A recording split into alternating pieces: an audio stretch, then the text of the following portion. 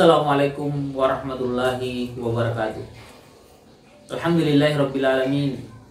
Wassalatu wassalamu ala asrafil anbiya'i wal mursalin sayyidina Muhammad wa ala alihi wa ashabihi ajma'in.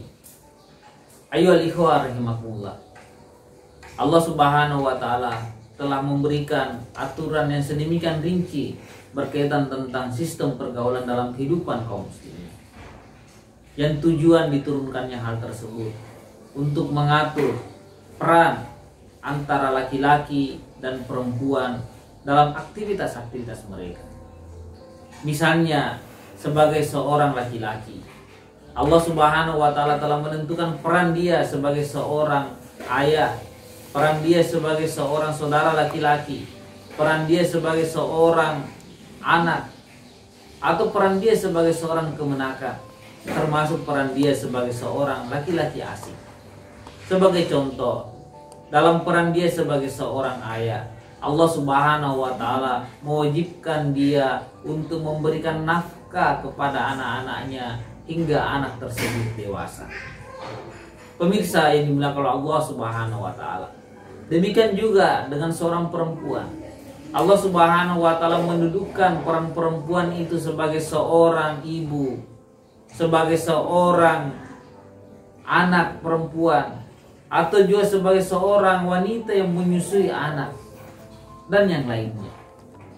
Peran tersebut misalnya ketika dia sebagai seorang ibu, maka dia memiliki keutamaan ditaati oleh anak-anaknya 3 tingkat di atas ketaatan seorang anak terhadap bapak dari anak tersebut. Ayo ikhwah rahimakumullah. Tujuan yang lain disyariatkannya aturan tata pergaulan dalam kehidupan Islam, yaitu untuk mengelola hubungan antara laki-laki dan perempuan dan menyelesaikan masalah-masalah yang muncul akibat interaksi tersebut. Misalnya, Allah Subhanahu wa taala telah mensyariatkan batasan-batasan aurat antara laki-laki dan perempuan.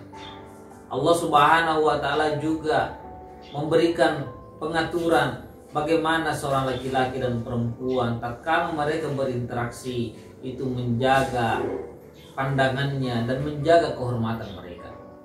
Dalam hal ini Allah Subhanahu wa taala berfirman, "Wa kullil mu'minat yaghdudna min absarihinna wa yahfazna furujahunna wa la yubdina zinatahunna illa ma zahara minha." Katakanlah kepada wanita-wanita mukminat, hendaklah mereka menundukkan pandangannya, menjaga kemaluannya, dan hendaklah mereka tidak menampakkan perhiasannya kecuali yang biasa nampak. Perhiasan yang dimaksud di sini yang biasa nampak adalah muka dan telapak tangan bagi seorang perempuan.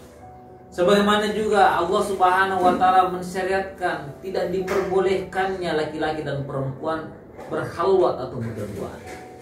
Kata Nabi sallallahu alaihi wasallam, la yakhluwanna rajulun bi imratin illa ma'ati mahram. Tidaklah diperbolehkan seorang laki-laki dan perempuan berdua-duaan kecuali disertai oleh mahramnya. Ayo ikhwah rahimakumullah. Tujuan yang lainnya disyaratkannya tata pergaulan dalam kehidupan kaum muslimin, yakni mengatur struktur keluarga. Allah Subhanahu wa taala telah menjadikan laki-laki sebagai qawwam atas perempuan. Ar-rijalu qawwamuna 'alan nisa. Laki-laki adalah qawwam, adalah pemimpin bagi perempuan. Dari hal tersebut ada tanggung jawab yang memang diberikan kepada laki-laki, yakni kewajiban untuk melindungi istri dan anak-anaknya, kewajiban untuk menafkahi istri dan anak-anaknya, termasuk kewajiban untuk memberikan tempat tinggal yang layak bagi istri dan anak-anaknya. Di samping itu, perempuan diberikan tanggung jawab untuk mentaati suaminya, diberikan tanggung jawab untuk menjaga harta-harta suaminya, termasuk diberikan tanggung jawab untuk menjaga dan mendidik anak-anaknya.